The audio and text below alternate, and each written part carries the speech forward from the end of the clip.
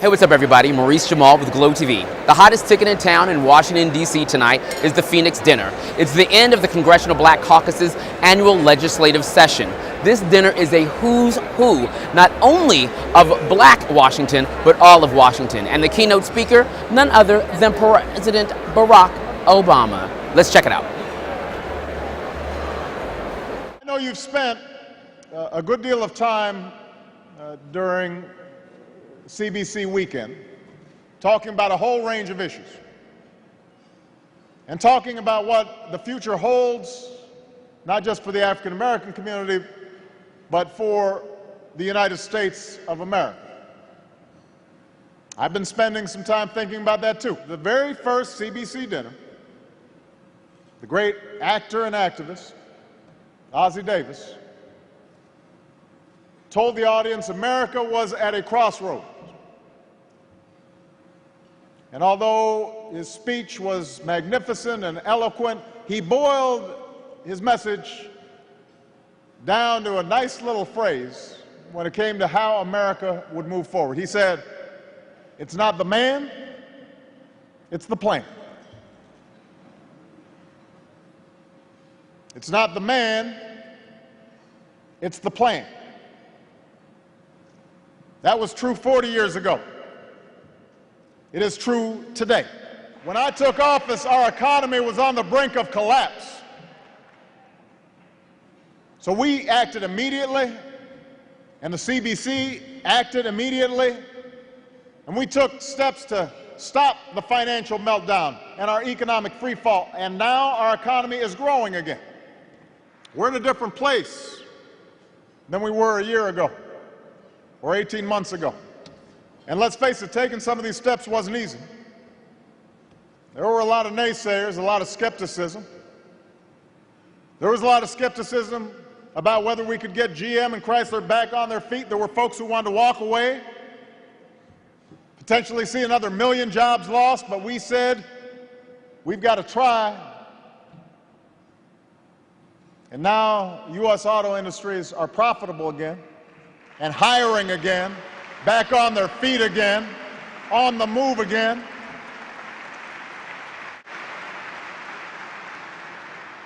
That's why we passed health insurance reform. That's why we passed Wall Street reform, to finally crack down on the predatory practices of some of the banks and mortgage companies. We passed tax cuts for 95% of working families. We expanded national service from AmeriCorps to the Peace Corps. We recommitted our Justice Department to the enforcement of civil rights laws. We changed sentencing disparities as a consequence of the hard work of many in the CBC. We started closing tax breaks for companies that ship jobs overseas so we can give those tax breaks to companies that invest right here in the United States of America. We ended our combat mission in Iraq and welcomed nearly 100,000 troops home. That's why we made historic investments in education, including our HBCUs, and shifted tens of billions of dollars that were going to subsidize banks and made sure that money was giving millions of more children the chance to go to college and have a better future. That's what we've been doing. We've had a historic legislative session. We could have been just keeping things quiet and peaceful around here, because change is hard. But we decided to do what was hard and necessary to move this country forward. Members of the CBC have helped deliver some of the most significant progress in a generation. Laws that will help strengthen America's middle class and give more pathways for men and women to climb out of poverty. But we still got a long way to go. Too many people still out of work. Too many families still facing foreclosure. Too many businesses and neighborhoods still struggling to rebound. That a lot of people may not be feeling very energized, very engaged right now. A lot of folks may be feeling like politics is something that they get involved with every 4 years when there's a presidential election. but they don't see why they should bother the rest of the time. Which brings me back to Ossie Davis. Ossie Davis understood it's not the man, it's the plan. And the plan is still unfinished. For all the strides we've made in our economy, we need to finish our plan for a stronger economy.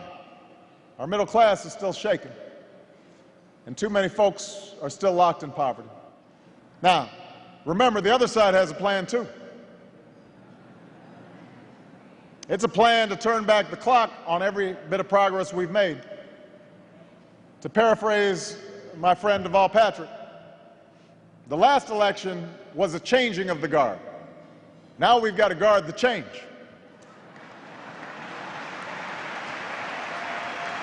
Because everything that we are for, our opponents have spent 2 years fighting against. They said no to unemployment insurance, no to tax cuts for ordinary working families, no for small business loans, no to providing additional assistance to students who desperately want to go to school. That's their motto. No, we can't. There are those who want to turn back the clock. They want to do what's right politically instead of what's right, period. They think about the next election. We're thinking about the next generation. We can't think short term when so many people are out of work, not when so many families are still hurting. We need to finish the plan you elected me to put in place. And I need you. I need you because this isn't going to be easy. And I didn't promise you easy. I said back on the campaign that change was going to be hard. Sometimes it's going to be slower than some folks would like. I said sometimes we'd be making some compromises and people would be frustrated. I said I could not do it alone. This wasn't just a matter of getting me elected and suddenly I was going to snap my fingers and all our problems would go away. It was a matter of all of us getting involved, all of us staying committed, all of us sticking with our plan for a better future until it was complete. That's how we've always moved this country forward. Each and every time we've made epic change, from this country's founding to emancipation, to women's suffrage, to workers' rights, it has not come from a man, it has come from a plan. It has come from a grassroots movement rallying around a cause. That's what the civil rights movement made possible. Foot soldiers, like so many of you, sitting down at lunch counters, standing up for freedom.